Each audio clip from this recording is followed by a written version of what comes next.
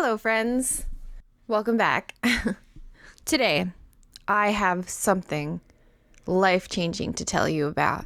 The best, the most important thing ever, and truly dear to my heart, demystifying nutrition. Yay! Finally! I am part of a special group on this planet, a special group of people that me and my boyfriend like to refer to as the super researchers.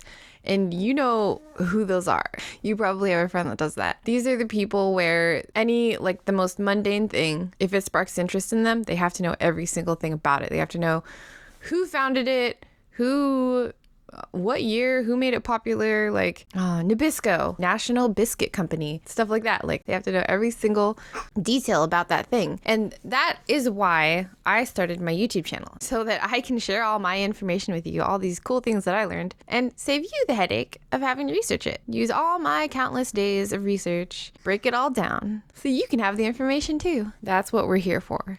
That's what the super researchers are here for, to share that knowledge with the world. And I think it was Albert Einstein that said, genius is useless if you can't break down what you know in simple terms. Okay, so why am I bringing this up? I'm a super researcher, and there was one topic that I just thought I would never, ever get. I thought I would never wrap my head around, no matter what. It was just so intimidating. And I honestly didn't even try. I didn't even really get into the research because I knew it was just too much. It was just so scary, so daunting, that I didn't even try. And that topic was nutrition. But after becoming a mom just a few months ago, I finally got it. I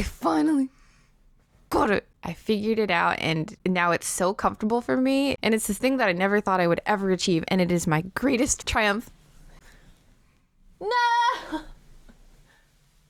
Rex, no! Don't play with the lights. And so I'm going to share with you what I know, what I learned. Today we're going to demystify nutrition. I am going to teach you some very, very simple rules so that you can implement good nutrition in your daily life. So after I became pregnant, oh my God, my baby, I gained a lot of weight. You're supposed to gain like 25 pounds when you're pregnant in total. And I gained like 50 because my baby just wanted lemon cake. That's what he wanted all the time. Seriously, constantly, this little guy. And so after I had my baby and I got into like mom mode and learning all the things that I needed to do for him, once I figured nutrition out, I lost all the weight. It was amazing. What you eat holds so much weight. Literally. What you eat is so much more important than exercise or anything you can do. If you can finally get a good relationship with food and be eating the right things and treat your digestive system correctly, the weight just falls off. Seriously, it just falls off. Like really, that was the secret this whole time? I didn't need to do all that. All those horrible crunches. So anyway, this is the secret. The very first thing that you need to do is, let's take the term bacteria. Try your best to release your previous conception of the word bacteria. Try your best. Because whenever anybody hears that word, it's automatically negative, right? Bacteria, ew, gross, no. Bacteria, no. But bacteria, just think of bacteria as a thing that exists, like a plant. A thing that exists in this world. And it has a job to do. Like there are plants. There are bad plants, stinky plants, thorny plants, and then there are nice plants. They're beautiful, nourishing, all kinds of different plants. Just think of bacteria in that way. Bacteria, animal, plant, they're all just things that exist in this world. Okay, here you go. Where were we? Yeah, just think of bacteria as some other thing that exists on this planet. So there's bacteria, plants, animals, bacteria, just this thing that's also here that's chilling on the planet. When you think about the molecular world, bacteria is everywhere. It is everywhere. They're the things that are taking care of the things that we don't see on the molecular level. They're the things that break down waste material. They break down decomposing material, compost. They are the things that compost your food. For example, try to think of, I know this sounds really gross, but think about a septic tank. Do you know how a septic tank works? There are microorganisms in the septic tank that break down everything that's put in there. And that's why we don't want to put crap in there like, plastic and bulky things, things that aren't going to break down. You need that septic system to be working efficiently, or else we would be servicing it all the time. But that's why you can just flush your toilet and you don't have to worry about it. It just takes care of itself outside in the drain field. And then it's this part of the circle of life, right? It just breaks it down and fertilizes your ground. So that's pretty much the same thing. That's what you have to think about with your stomach. You're eating foods. The things that you eat should be nourishing your body, optimizing your digestive system. We eat to nourish our body, to get reserves of energy. You're eating for a very specific reason. You have to remember that living organisms are the product of millions of years of evolution. When you don't need a body part, it goes away on its own. It dissolves like the appendix. It becomes vestigial and then it just kind of falls off. So everything that happens in your body is done for a very specific reason. So when we are eating crap filler food, we're putting junk into our system. Junk that isn't going to be digested. It doesn't serve a function, and it kind of just clogs up your digestive system. Your gut is so important. It's where the immune system starts, but that's all for another video. That's another topic. Nutrition is such a big thing, but in this video particularly, I'm going to just be focusing on demystifying nutrition, making this very, very, very simple. So we're going to skip all that other stuff. Anyway, so what this is called is the gut microbiome, or your gut flora. What we need to be doing is optimizing that gut microbiome. And now I will give you some very, very simple rules for picking your food. Picking foods that will optimize that digestive system. Number 1, organic foods. So when we talk about bacteria, I was saying just think of bacteria as bacteria. We can think of plants as bad plants and good plants. There is no necessarily good and evil in this world. Like, you wouldn't really call a plant evil. An Amazonian plant, it just has a certain function that's different from a beautiful rose bush, right? But you wouldn't call a rose bush inherently good, but whatever. You know what I mean?